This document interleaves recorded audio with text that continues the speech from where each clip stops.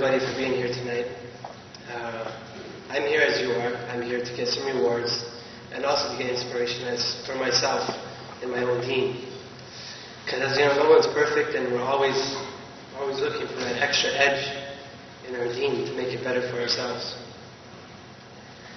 Bismillah. Okay, I will start off. My name is Omar. Very to me this, I'm of Greek descent. Both my parents are Greek. And I was born a Christian, for what you could say I was born a Christian. Yes, but my family was practicing. My mother was practicing to a point. They were practicing, but yes, I walked around with the title as a Christian. Yes, I would profess Christianity. Did I understand it? Some things. Did I understand the basis of it, which was the Trinity? Not at all.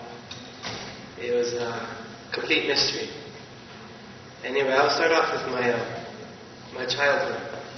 I always liked art. I've always loved art, and I've always liked to draw. I like sketching a lot, and I guess it's just not my luck, but I like to draw people, and I like to draw animals, and when I came to Islam, I can't do that anymore, but alhamdulillah, it's not a big problem, but that was one of the biggest things I love to do. I could stay in my room and just draw all night, all day. I would pick up comics and draw my own characters according to them. And my mom would see this. And my mom being, Christian, she always would tell me, why is there so much hate? Why does everybody you draw have this big, why do they look like they want to kill each other? And I would explain it to her. I mean, he has to look tough, he has to beat Spider-Man, he has to beat Wolverine, they all look tough, right? So she wouldn't understand that. So she tried to get me into these drawings, which we call icons in Christianity. Actually, they pray to them kind of, they think it's like an intercessor or whatnot between them and God. So she tried to get me drawing those. Yeah, I was interested a little bit. We had a brief conversation where she wanted me to go to some monastery in Boston because I expressed my feelings about drawing these pictures, and she said if I go there and I become a monk, I can do that and they'll help me out with that. Anyway, that was only a phase, so that wore out. That was probably the most religious I ever got in my deen. Other than I really loved the stories of the old people, the saints, how they lived their life, and most of all, how simple their life was. It was so simple. It was only based on necessity. There wasn't these materialistic, worldly gains that we have nowadays. Very nice and very simple. I mean, these things, they've always appealed to me because they have they have a simple life. And I've always loved it. And that carried on throughout my life. And as well, my brother, as you all might know, my brother right now is actually practicing a simple life. He's in Mauritania and he's studying Islam the traditional way. And he doesn't have what we have here. He doesn't have all this stuff, and doesn't have basically he doesn't have cars. I mean, it's hard to understand, but he fishes for his fish. He has a garden where he grows his vegetables. To get his milk, he milks his goat. And that's simple life. You want it, go get it.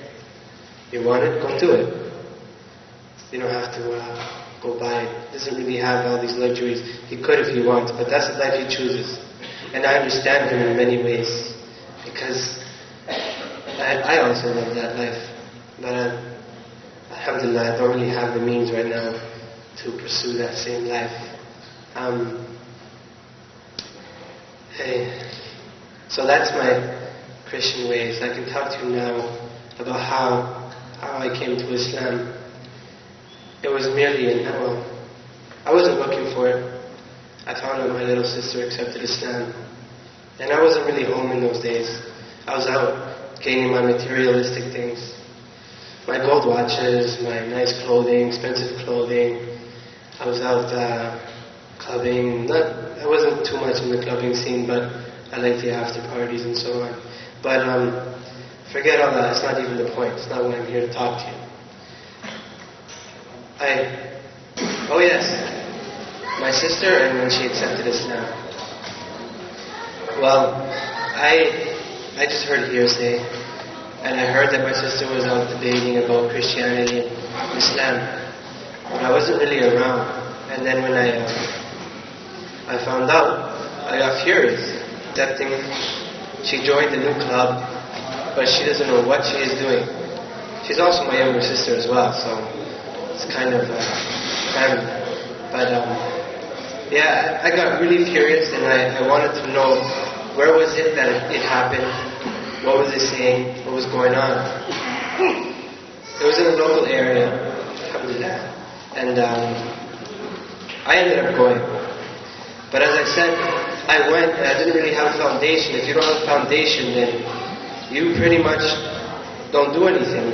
You can't really say much, because I didn't believe in the Trinity, and that is that mysterious thing that Christianity is revolved upon. It is the Trinity. And if you don't really understand it, then really what kind of Christian are you? And I would go and I would debate, being arrogant. I mean, if I don't know the Trinity, what am I really debating? But I was going and I was being pretty arrogant, debating other people with Islam and Christianity. And it's the funniest things that really got to me. It's really a lot of funny things. Well, it's not, you can't say it's funny, but most people wouldn't really see those things as being a factor in what changes your life.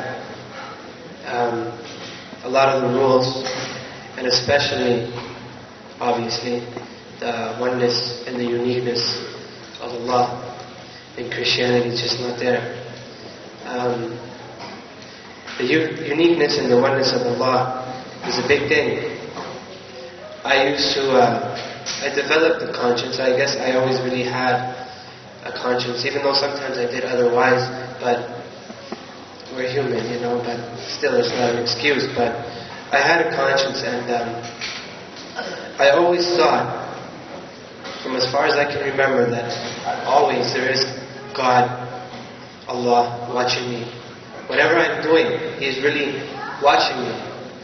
Doesn't matter what I profess, I know that God, Allah, is watching me. Whether it was I was Christian, whether it was I was going out and buying my gold watches, whether it was when I became a Muslim, Allah was watching me, and I knew that. So when I would go into these arguments arrogantly and profess what I really don't even know, you hear the points of others, and it puts like a brick of a burden on your back. It's hard to explain. I'm trying to put in a metaphor. It's like every point they make puts a brick on top of your shoulders, and that's something you have to carry around. If you really think and ponder upon it, that's something you have to carry around and try to justify and rationalize and find out, what is it? Why am I carrying this brick? What's the truth? So it ended up being that I was carrying a whole bunch of bricks. And later, my heart, obviously, it inclined towards Islam for simple things such as wudu, such as praying 5 times a day. Most people that I know, if you can call it, they would say that was prayer, but it's more like a dua. They would say at night. But you know, to each their own, but Islam is Islam and it's the truth, you know, but it's hard to say. I would get these bricks, and I don't know if you people really understand what I'm trying to say, but it became too much. The burden became